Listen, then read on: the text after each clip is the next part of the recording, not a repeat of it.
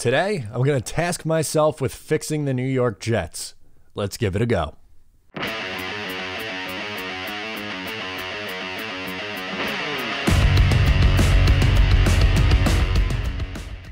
Hey, what's going on? I'm Matt O'Leary back with another video, and today I'll be trying to fix the New York Jets, a series that I've done for 4 years now. Yes, 2019, 20, 21, and now 2022 is my 4th version of this video. It's one of my favorite that I do, but I will say it takes a lot of work and a lot of prep. So if you could please give it a thumbs up. If you aren't already, please subscribe, share it with a friend. Really appreciate all the love and support. Also, don't forget that you could subscribe to the Just Jets podcast wherever it is that you get your podcast. New episode this Wednesday, so coming tomorrow, and then the show for the offseason moves back to Mondays. Also, these days it can be hard to find and hire the right candidates for your small business. That's why LinkedIn Jobs made it easier to find the people you want to talk to faster and for free. You can create a free job post in just minutes on LinkedIn to reach your network and beyond to the world's largest professional network of over 770 million people.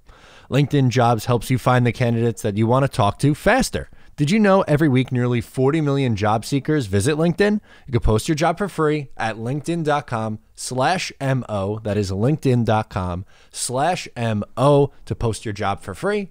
Terms and conditions may apply. All right, so this is a deep dive. We're going to do cuts. We're going to do free agent signings. We're going to do the draft.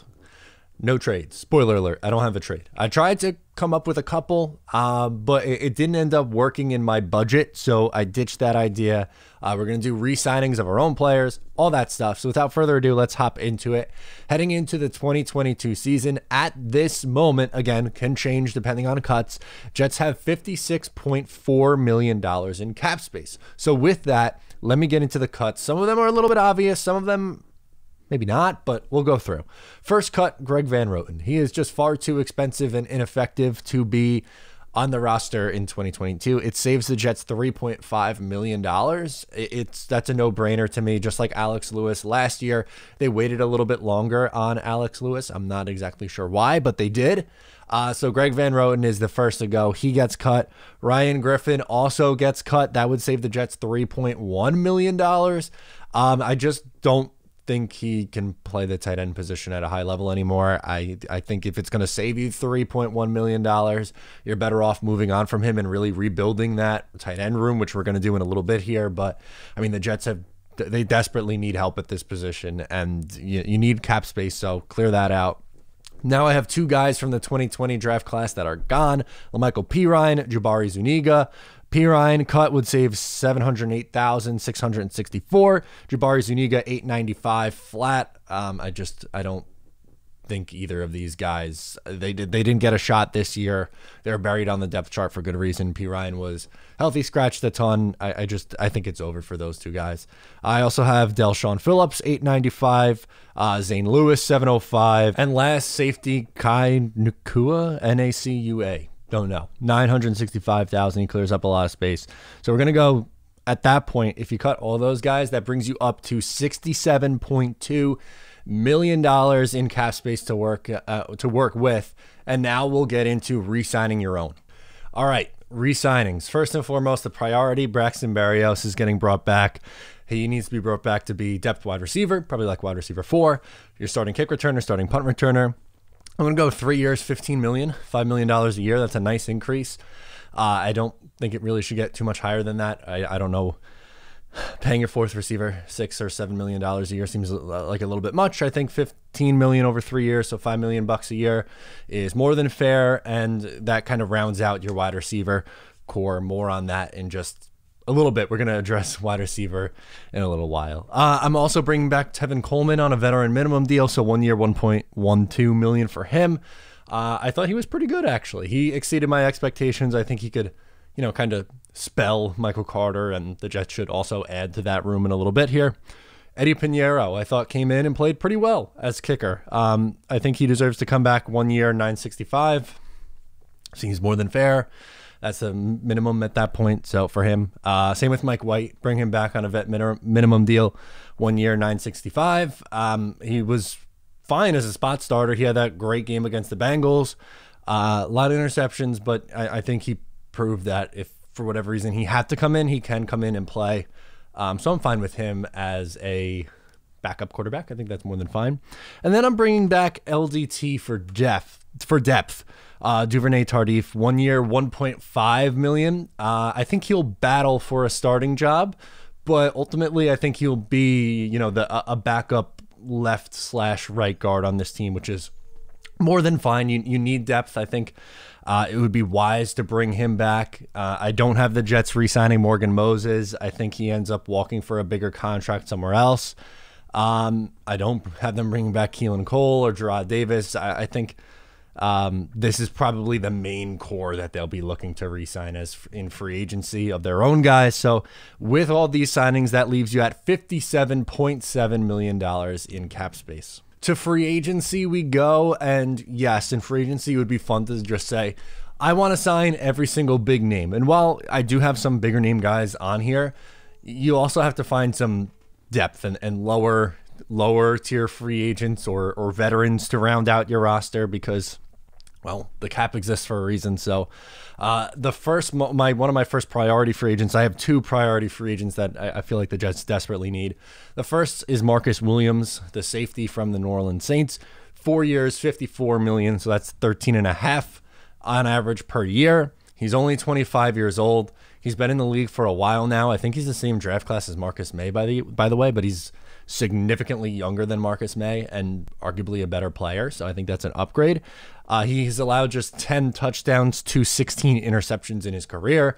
The Jets struggled picking off passes, and he obviously does not in that department. 0 penalties this year, which is great. And he's an excellent tackler. I know the miracle play in Minnesota, but that is an outlier when looking at the entirety of his career. Sure, that play gets played a million times, and it was a freak thing with him as a rookie, but nonetheless, he's a great safety, and the Jets, as we know, need help at this position. I think it would be an upgrade, like I said, over Marcus May. He's significantly younger, and he's someone who deserves a bag, and the Jets have the money to do it. Speaking of throwing the bag at someone, Dalton Schultz is one of those players that you just have to do it. I have him at 4 years, $44 million, so $11 million a year. Is that a little bit much for Dalton Schultz? Maybe, you could argue that, but have the Jets also ignored this position for a decade and haven't had a good tight end since Dustin Keller in 2011? Yeah, so it's overcompensating, which is something you have to do in free agency to get guys to come here sometimes. And Schultz is one of those guys where I think you throw him the bag and forget about it. He's only 25. He's a phenomenal blocker, which you have to be in this system in order to survive. Like, I see Mike Gesicki's name get brought up a lot, but he pretty much just plays as a big slot. He's not a good blocker, so I don't really think he's a good fit. And he actually had better receiving numbers than I thought he did during the regular season. 808 yards, 8 touchdowns. He's a really nice red zone threat. You desperately need tight ends to help a young quarterback. The Jets went into this year with probably the worst tight end room in football. It was brutal. And you desperately need to improve this room. So, yeah, maybe you overpay slightly for Schultz, but I think he is, again, one of the priorities and someone the Jets, if he hits the market, they have to go all in for. The next guy on my free agent list is kind of a mid-tier guy, and that's Austin Corbett. He is the right guard for the Rams. 4 years, $32 million, so $8 million a year.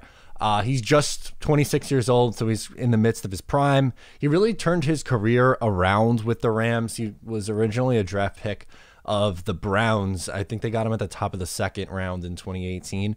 And then they ended up flipping him to the Rams a couple years later, but he's really turned his career around there. He's really good in wide zone, which is exactly what the Jets are going to run.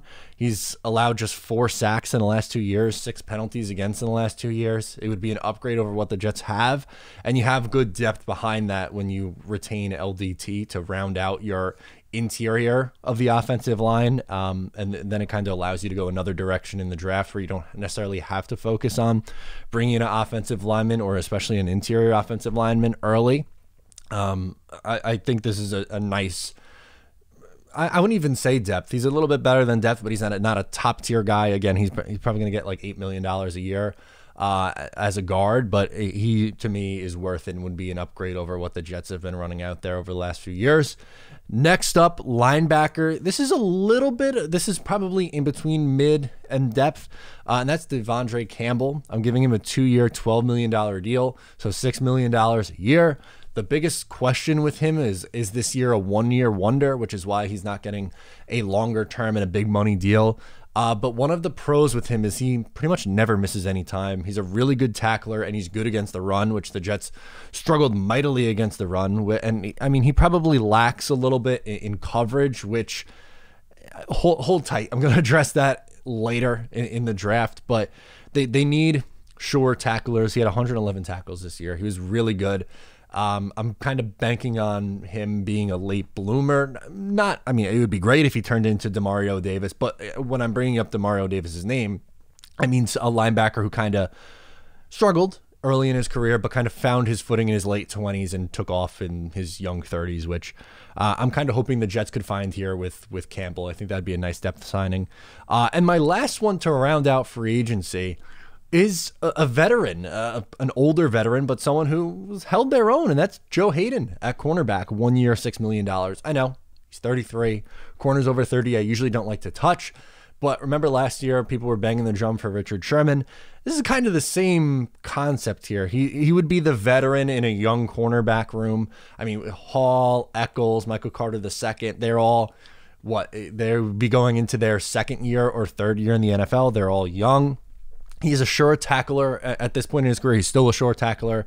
We know the Jets have tackling issues. You probably don't trust him in press coverage anymore, which the Jets run a lot of zone. So I think that could be fine. And at that point, at a 1 year, $6 million deal, it's not going to cost you a whole lot. And it'll be a placeholder to help develop the younger guys. And then, you maybe look for a longer term solution there, whether it be through free agency or the draft down the line. And I think the Jets will add a mid-round or later day 3 corner. Again, more on that in a little bit here. But at this point, with those free agent signings, that leaves you with $13.2 million in cap space. Remember, you need money to sign your draft class, and some bargain bin free agent shopping during training camp might be necessary. So I'm leaving the Jets with a little over $13 million to work with in that department. The NFL playoffs are here, and DraftKings Sportsbook, an official sports betting partner of the NFL, is kicking things off with a major offer. Counting down to Super Bowl 56, new customers can get 56-1 odds on any wild card team to win a game. Bet just $5 to win $280 in free bets if your team is victorious. That's right. Bet just $5 on any NFL playoff game, and DraftKings Sportsbook will give new customers an additional $280 in free bets if the team they choose wins their game. So download the DraftKings Sportsbook app now, use my promo code Matt O'Leary, and get 56-1 odds on any NFL team.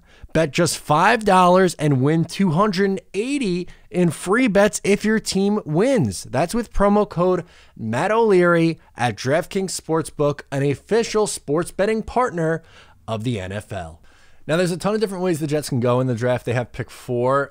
I would like Evan Neal, but I think he's probably going to go 3rd to the Texans. I think the top 3 is going to be Thibodeau, Hutchinson, Neal, in no particular order. Maybe some of those guys flip-flop, but that kind of leaves the Jets in a little bit of a tough spot at pick 4. Where do they go? I'm going George Karlaftis, the edge rusher from Purdue. Jets still desperately need help at the edge position. Yes, Carl Lawson's coming back next year, which will be a major, major add to this team, but they need somebody on the other side. It'd be nice to have a rookie kind of to groom to become that nice complementary piece. And what I like with Karlaftis is his rush style is a little bit different than Carl Lawson. To me, Lawson's like the bendy, twitchy guy screaming around the edge, where Karlaftis is powerful and effective. I mean, it's not like his skill set's not going to translate from college to the NFL. Some will argue that 4 is too high for Karlaftis. I wouldn't. I think he's someone who should be between probably around pick 4 to pick 10. If you're willing to take someone in the top 10, but not at pick 4, then I feel like you're just arguing over semantics there. And I think this would be a really good fit for this Jets team. Now, pick 10, the guy that I originally wanted to pick up until like late last night, Jameson Williams. We don't have an update on his injury from the national championship game. It looked like he tore his ACL. Again, not a doctor, but just looking at it, if he did, it's gonna drop his draft stock, unfortunately. I love the guy. I think he's extremely talented, but it is going to have an impact. So instead, you have a couple options you can go. You go with one of the Ohio State guys. I'm going with the Jets just going out and getting a freak, someone that I love a lot. And yeah, I mean, I've seen some mock drafts with him in the 20s, but I think you can make the case for him being, the best receiver in this class. Especially with Williams' injury now, and that's Treylon Burks out of Arkansas, 6'3", 225. If you look up X receiver in the dictionary, a picture of Treylon Burks comes up, which is exactly what the Jets need at the wide receiver position. He lines up all over the field on the outside as a big slot. He's a beast with the ball in his hands. Moore is too, but in like a shifty way. He is just a powerful runner. And I mean, obviously I'm going to make a comparison here, but he's clearly a higher ceiling player and a better receiver than this guy was with the Jets. But running style wise and ball in his hands wise, it almost reminds you of like a Quincy Enunwa. Just in that facet of their game, not anything else. So don't say you took Quincy Enunwa with the 10th overall pick. That's, again, not what I'm saying here, but just in that comparison of Jets world and how the receiver is with the ball in his hands, kind of elite at going up and getting 50-50 balls, which the Jets weren't. Corey Davis was supposed to be that. He wasn't. Denzel Mims was supposed to be that. LOL, I don't know what you're getting at a Denzel Mims going forward. More on that later. But that would fill a major need for this team, and I think he's a phenomenal player and someone whose draft stock is probably going to rise as we get closer to the NFL draft in a couple months here. I'm calling the second round of the draft the Alabama portion, the Alabama boys. You'll see. Round 2, pick 35, Jordan Battle, the safety out of Alabama. He's really, really good in coverage, which, again, the Jets desperately need guys who can cover. He's good in zone. Bingo. Can cover the tight end. Jets need that. They haven't been able to cover a tight end for a while. And an elite tackler. Yes, I know people fall in love with Kyle Hamilton. I've had this discussion a million times. But I think if you can get the value of a really solid safety in round 2 and use a top pick to fill another position of need, I would rather do that. Again, I'm not saying completely ignore the position. I didn't. I signed one and drafted one with one of their first 4 picks. I just don't think it should be a first-round pick. Sorry, you're not going to be able to sell me on that, as good as Kyle Hamilton might be. And for the second pick, round 2, pick 38, linebacker from Alabama, Christian Harris. He's started since he's been a true freshman, which is impressive because we know the talent level that Alabama has every single year. He's an excellent athlete, and he can cover both the backs and tight ends out of the backfield. Hey, the Jets need that. That's one of the things they struggle with. The screens, tight ends, the little stuff. They could address that with the Williams signing, with Battle in the draft, and Harris in the draft. And they don't have to use a first-round pick on either of those two guys that I just mentioned there. Yeah, sure, it's the top of the second, which you still get, usually some pretty damn good players in that range. And Nakobe Dean, I would love him. I don't think he's going to be there in round 2. Maybe the Jets trade back into the first round for it, but I didn't do that in this one. But so far, so good, at least I think, for this draft class. Round 3, pick 69. Nice. Jeremy Ruckert, tight end out of Ohio State. He's a really good blocker. And what I like about him is Ohio State kind of uses him in a variety of different ways. They have him line up as a big receiver in the slot, as an inline tight end. He's a good blocker. I just think he's a very versatile piece. And sure, Trey McBride's going to be another popular tight end that gets mocked to the Jets. I would love it if the Jets were able to grab him, but just wanted to go a little bit of a different direction here. I like Ruckert a lot, and I think he would be a perfect complementary with Schultz. Man, now that's an offense. Remember earlier in the year, in this past year, the Jets were trying to run 2 tight end sets, and they didn't have the personnel to do it, and finally Booth LaFleur, the god, figured out, hey, I can't be doing this. Well, the Jets could run 2 tight end sets with these two, and it would be a lot of fun. Round 4, pick 108. I'm going to go Rasheed Walker, offensive tackle out of Penn State.